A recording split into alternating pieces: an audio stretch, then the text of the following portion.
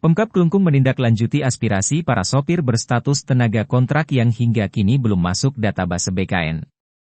Penjabat Bupati Klungkung Inyoman Jendrika mengaku telah bersurat ke Kementerian Pan-RB dengan harapan tenaga kontrak yang mengabdi selama bertahun-tahun dapat masuk database dan memiliki kesempatan untuk mengikuti seleksi pegawai pemerintah dengan perjanjian kerja atau PPPK.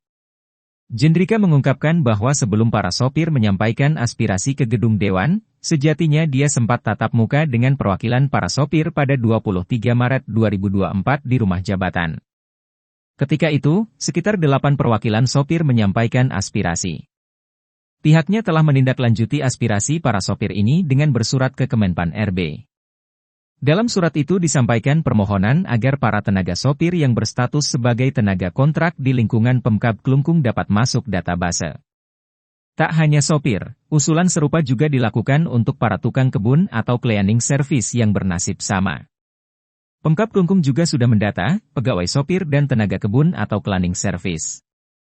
Mereka sudah diusulkan agar Menpan RB atau pemerintah pusat ada perhatian kepada mereka yang sudah bekerja puluhan tahun. Pasca menyampaikan surat permohonan, Jendrika mengatakan saat ini Pemkab Klungkung statusnya menunggu rekomendasi dari Kemenpan RB. Bila rekomendasi sudah turun dan permohonan tersebut dikabulkan, maka Pemkab segera mendata tenaga kontrak yang belum masuk database. Sebelumnya, puluhan sopir yang berstatus tenaga kontrak di lingkungan Pemkab Klungkung merapatkan barisan. Mereka mendatangi gedung DPRD Klungkung pada Jumat 29 Maret 2024 untuk melayangkan protes lantaran tak masuk database kepegawaian. Kekecewaan puluhan tenaga sopir tersebut disampaikan di hadapan Ketua DPRD Klungkung Anak Agung Gede Anom. Inengah Artawan, sebagai koordinator aksi, mengatakan bahwa dia bersama puluhan sopir lainnya rata-rata mengabdi sejak tahun 2017. Selama itu mereka ditempatkan tidak hanya di lingkungan Setda Kabupaten Klungkung, tetapi menyebar juga di DPRD, organisasi perangkat daerah, OPD, hingga camat. Menanggapi aspirasi para sopir tersebut, Ketua DPRD Klungkung Anak Agung Gede Anom menyampaikan bahwa pihaknya menampung seluruh aspirasi yang disampaikan oleh tenaga sopir tersebut. Kami itu dari Pemkab sudah menerima perwakilan ya. Perwakilan kalau salah itu 8 perwakilan sopir di rumah jabatan tanggal 23 atau masalah 23 Maret. Dan sekali lagi atas penyampaian aspirasi daripada rekan-rekan sopir, kami itu langsung berbuat. Pertama adalah kami langsung menindaklanjuti dengan surat permohonan ke Kementerian Pan-RB. Jadi kami sudah mendata ya, karena dari kami dari Pemda sudah memiliki data pegawai yang meliputi sopir, kemudian tenaga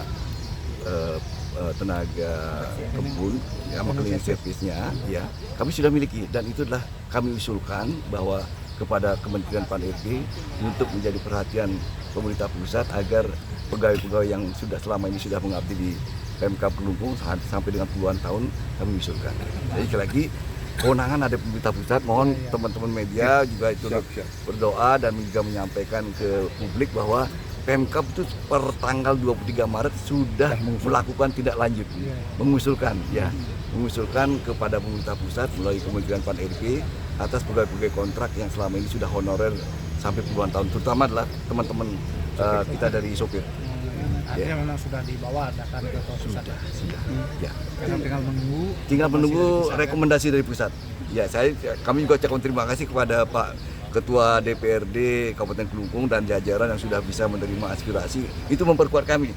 Jadi terus terang kami dengan Pak Ketua komunikasi terus berjalan, dan sudah saya sampaikan bahwa kami dari Pemkab sebenarnya tanggal 23 Maret sudah melakukan langkah-langkah pengusulan kepada pemerintah pusat. Itu pengusulannya itu berupa pendataan ulang apa gimana?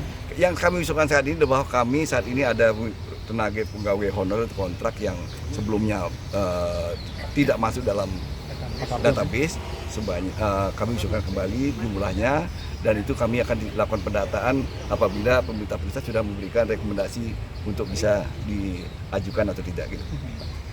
Terima kasih. Terima kasih. Sri Wiatnyana melaporkan untuk Denpos Channel.